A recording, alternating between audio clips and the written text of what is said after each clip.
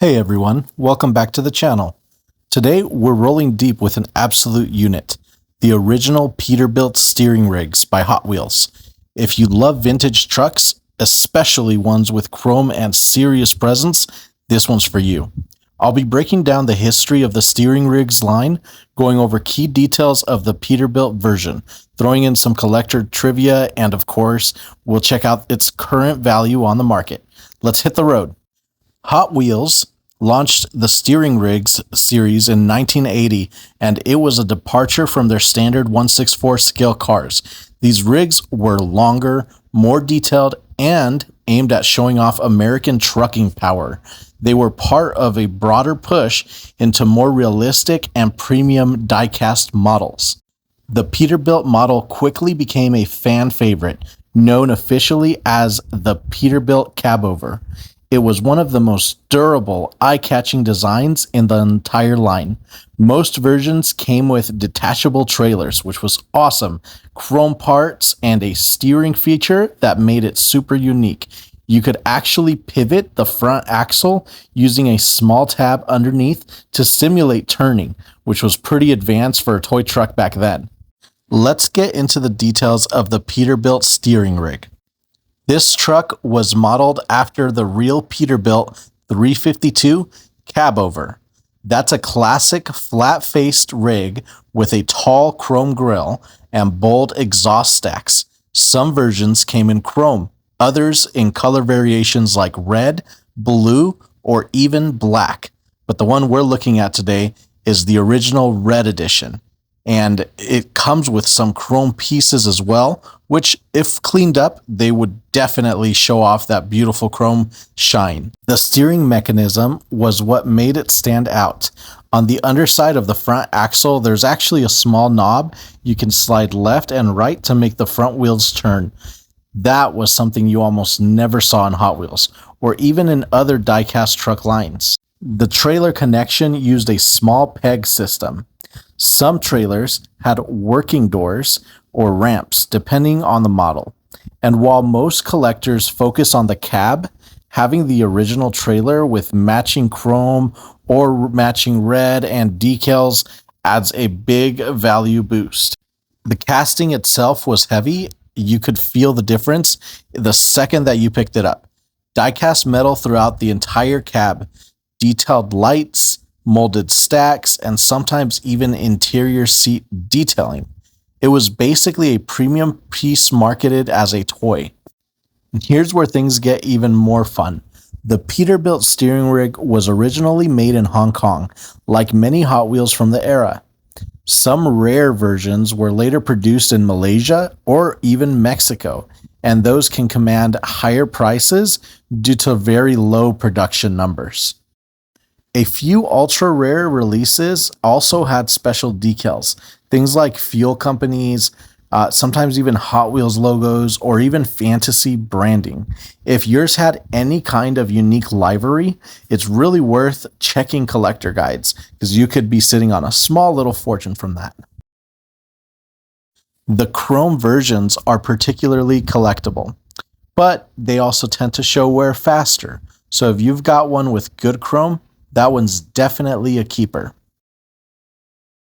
While the line was discontinued by the mid-80s, it definitely has a cult following today, making sure that this legend stays alive for years to come. There's even a niche market for restoring steering rigs. So, if you can make it have new red, chrome, if you happen to have one of those chromed ones, custom decals, a full trailer rebuild, those rigs have a loyal base of collectors that definitely helps keep them alive. All right, now let's talk market value. What's an actual original Peterbilt steering rig worth today? If yours is loose and well played with, maybe it's missing the trailer like this one is, or showing some chrome wear around the chrome parts, showing paint chips here and there, you might see it go for maybe right around $20 to $40 on average.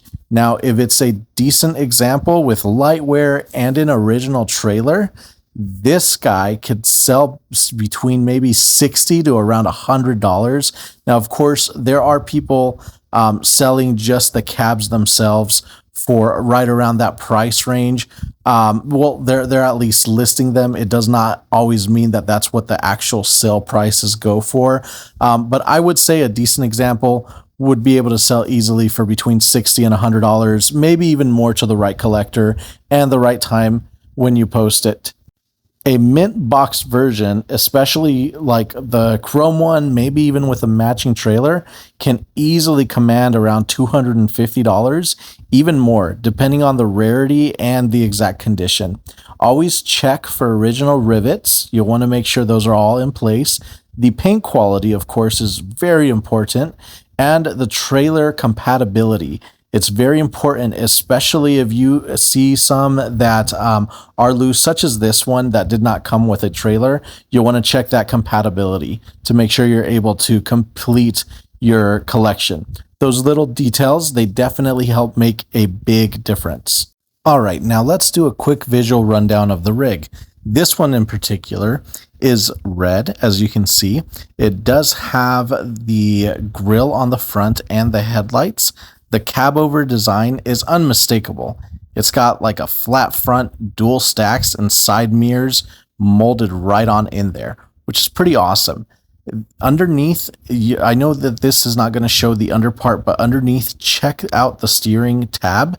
Slide it gently to either side, and the front wheels will actually move. On this one, the feature does still work. And if you are interested in seeing a video showing that feature, please comment below and let me know. And as you can see on mine here, the trailer peg hookup, it is simple, but it's very effective. Now, if your trailer does fit cleanly and clicks in, that's a good sign that it has not been bent or stressed.